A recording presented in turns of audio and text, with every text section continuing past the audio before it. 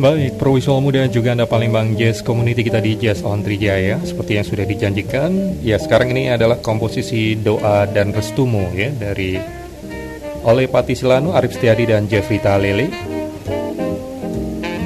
Dan kita sudah tersambung dengan pemain saksofonnya Mas Arif Setiadi. Apa kabar Mas Arif?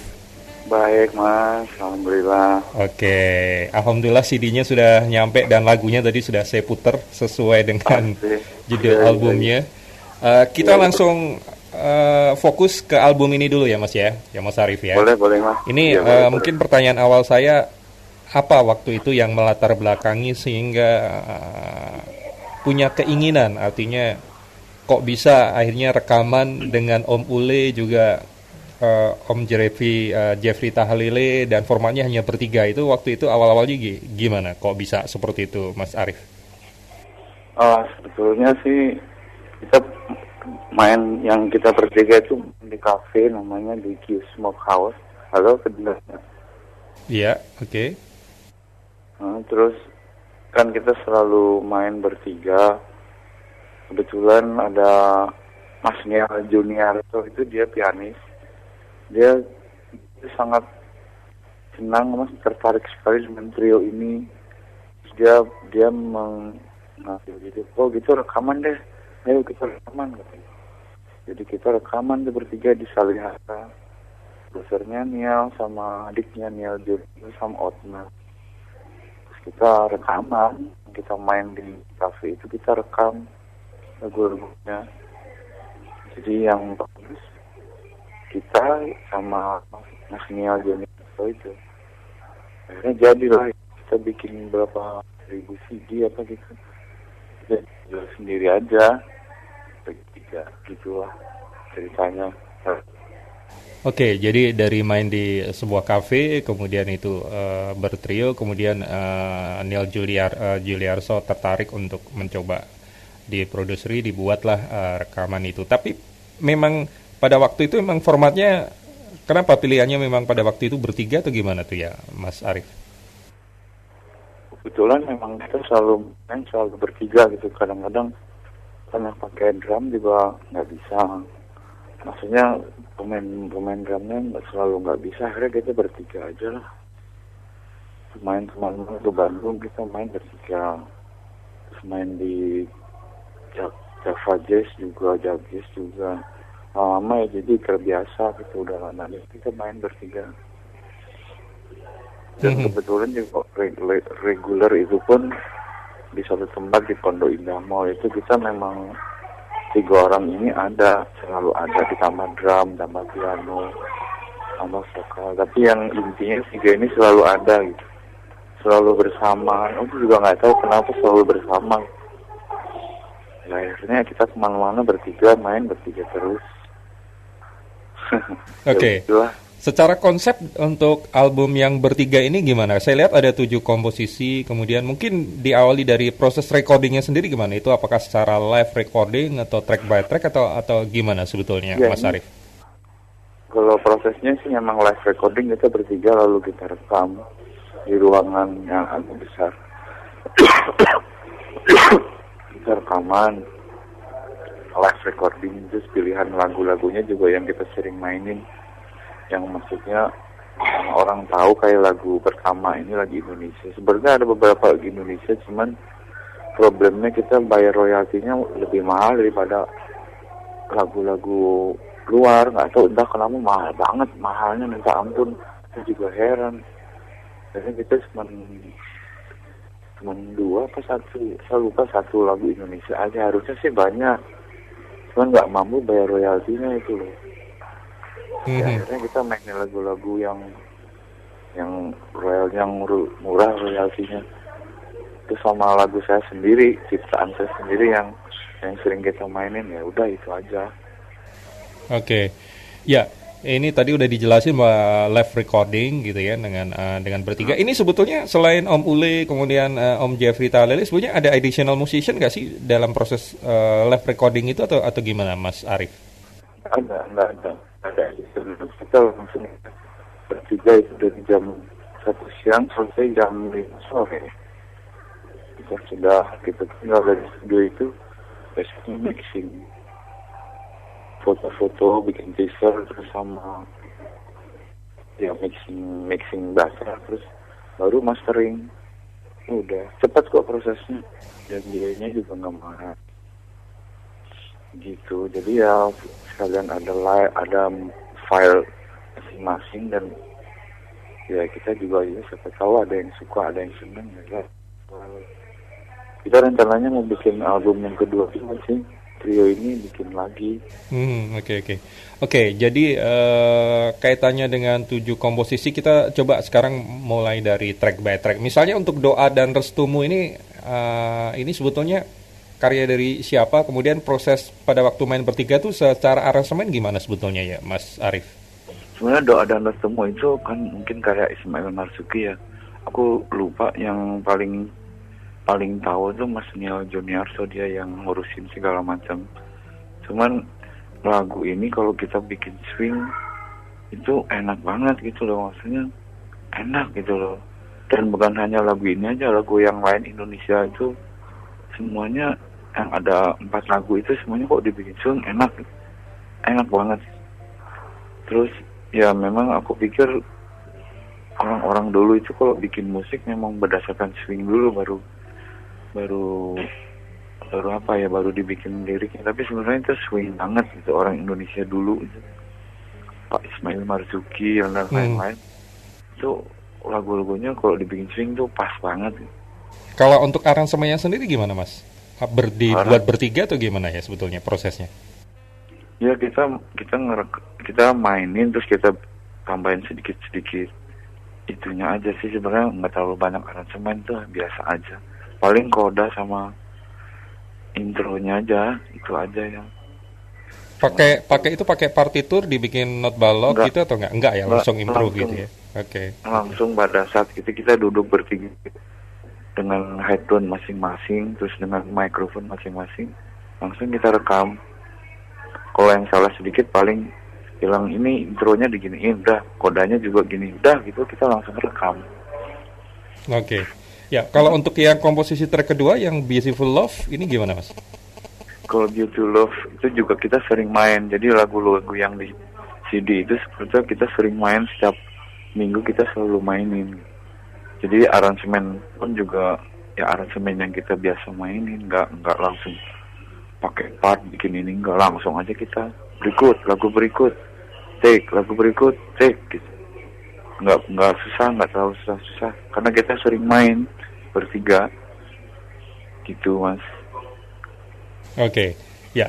Kemudian ini yang menarik, di track ketiga ini ada mungkin dari 7 track hanya ini ya yang ciptaan, artinya lagu yang bukan recovering dari karya orang lain ya, ini yang ciptaan dari Mas Arif Setiadi Santai ya, Mas ya.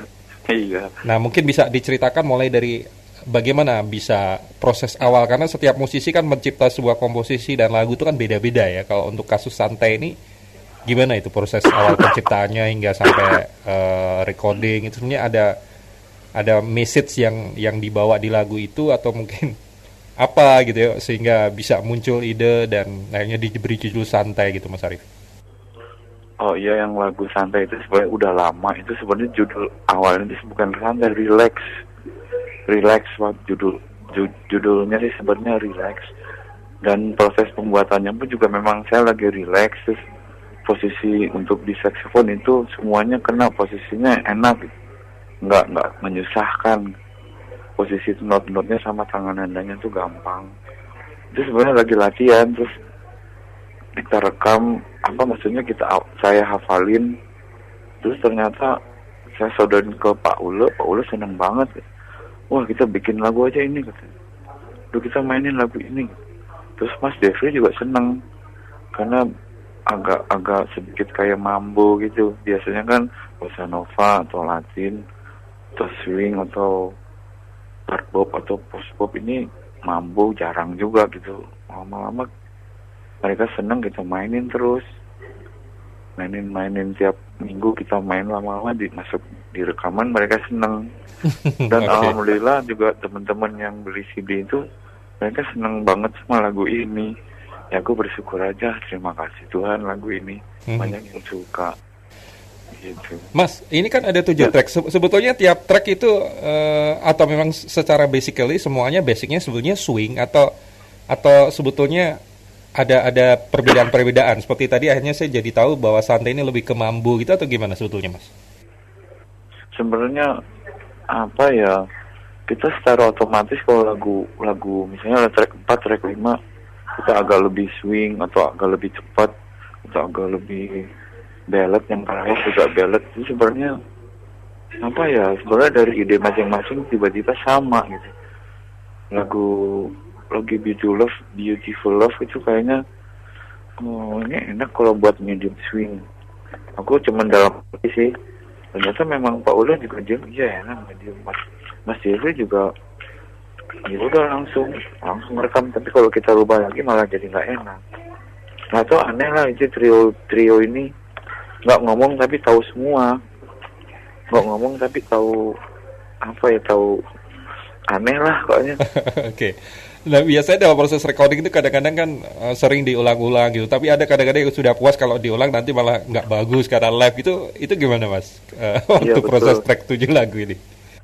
betul Mas, kalau diulang-ulang malah jadi kayak terkontaminasi gitu kayaknya ide-idenya. Moodnya juga mungkin ya. Heeh, Uluk moodnya berkurang gitu. juga. Kadang-kadang mau diulang, males makan dulu aja. Makan dulu gitu. Oke.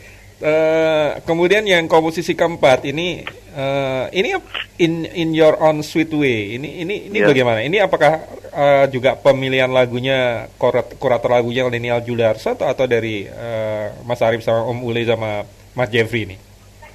sebenarnya sih dari apa ya, dari kita bertiga ide-idenya, tapi Mas Nial juga ikut, kira-kira yang enak apa ya, dia juga turut mendengar, turut memilih kira-kira yang paling enak yang apa ya.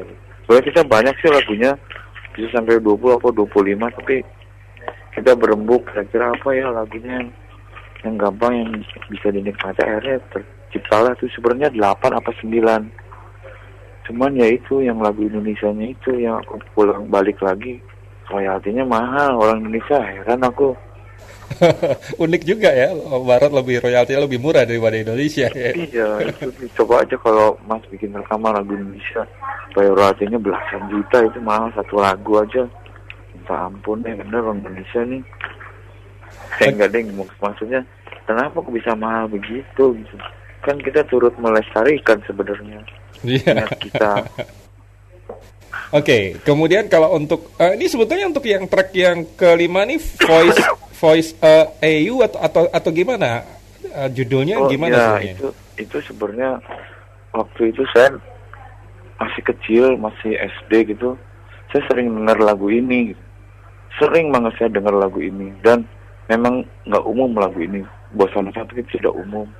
Terus saya makin gede saya sering mainin. Terus aku bilang sama Pak Ul tahu lagu ini nggak? Dia pernah dengar tapi nggak tahu juga judulnya apa. Terus kita mainin, terus kita sering mainin. Selama itu kita nggak tahu tuh judulnya apa dan siapa yang main gitu. Kira-kira udah sampai 30 tahun kemudian, ya baru kemarin ini ada orang yang dia rekam melodinya, terus masukin ke mana gitu, ke apa sih, YouTube atau Google gitu, terus tiba-tiba muncul keluar judulnya You and Me tuh kalau nggak salah dari bahasa Brasil, aku lupa. Itu memang orang Brasil yang menciptakan di tahun 60-an gitu. Terus kita mainin ya, memang itu nggak ada yang tahu lagu itu. Walaupun juga nggak tahu. Kita sering mainin.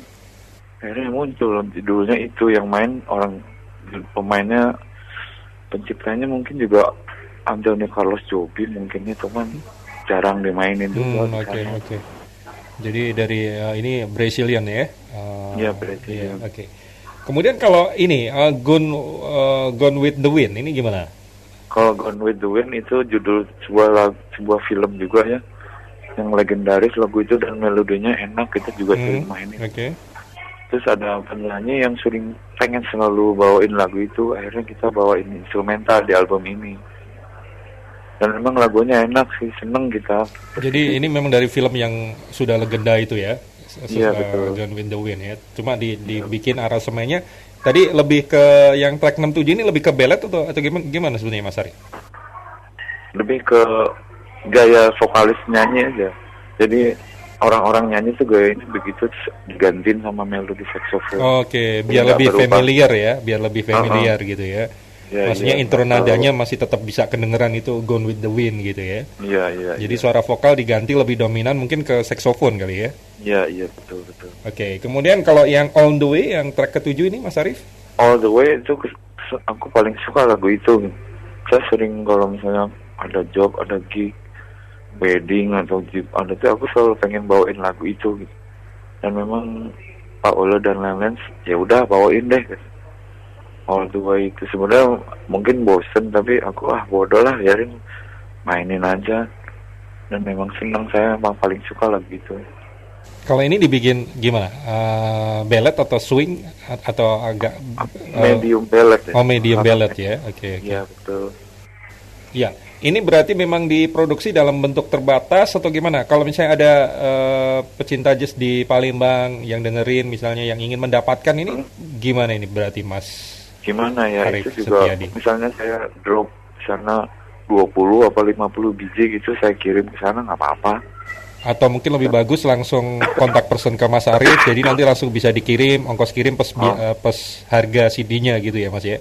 Ya, Itu juga bisa gitu. Itu harganya berapa Mas CD-nya ini? Kalau misalnya CD-nya cuma 50.000. 50.000. Jadi nanti 50.000 plus ongkos kirim. Nanti kita mention alamat Twitternya Mas Arif, juga Om Ule, juga Mas Jeffrey gitu ya. Iya. Kaitannya dengan album Doa dan Restumu. Ini pertimbangan yang dipilih judulnya Doa dan Restumu. Kenapa Mas? Doa dan Kesepakatan Restumu. bertiga atau gimana? Ini kesepakatan semua, termasuk produser juga, termasuk orang yang ngerekam. Kayaknya jangan ke barat-baratan deh, Indonesia aja. Ya udah, setujulah. Doa dan Restumu kan juga menyenangkan kali kalau denger. Iya, iya. Ya kan? Ya, walaupun dari 7 track yang berbahasa Indonesia cuma 2 ya sebetulnya ya. Iya, harusnya sih ada 4, cuman ya itu dia. Iya, terkendala royalti ya. Betul, nggak punya duit. Oke, mungkin apa yang bisa sebetulnya ini Mas Arif ini kan banyak terlibat di proyek-proyek misalnya dengan Mas Bintang dan lain, tapi khusus untuk trio ini nih apa yang membedakan? Apakah di sini Mas Arif bisa betul-betul mengeksplor bahwa inilah musikalitas saya di permainan saksofonnya atau gimana? Betul, adaptasi tiap grup, saya mengadaptasi grup sama Mas Bintang, saya harus mengeksplor suara atmosfer gitu, bukan lagu tapi lebih ke bukan suara saksofon, malah lebih ke saya harus belajar mengeksplor suara, bukan melodi, malah suara. Kan kalau di trionya Mas Bintang, Gary dan saya itu kan saya cenderung bukan lagu, malah jadi back soundnya gitu. Mas Bintang yang melodinya, malah dia yang lebih ke melodinya, saya lebih ke backup. Kalau yang di trio ini saya lebih cenderung ke melodinya, saya lebih ke memainkan melodinya, yang lain ikut backup saya. Oke, ke melodinya ya. Kemudian apa yang ingin diharapkan dari album ini, ataukah memang sudah merasa puas atau ada pesan message yang ingin disampaikan terkait dengan album ini, Mas Arif Setiadi? Kalau yang album ini memang agak sedikit kurang puas karena dari mixingnya, tapi ya nggak apa-apa. Nanti mau bikin lagi, mungkin mixingnya mau lebih bagus. Mudah-mudahan lebih bagus. Saya mau bikin album yang kedua ini, via trio ini juga mungkin lebih baik lagi lah, mudah-mudahan. Itu yang pesan kepada kayaknya musik Indonesia kalau kita bikin jazz itu enak banget ternyata gitu.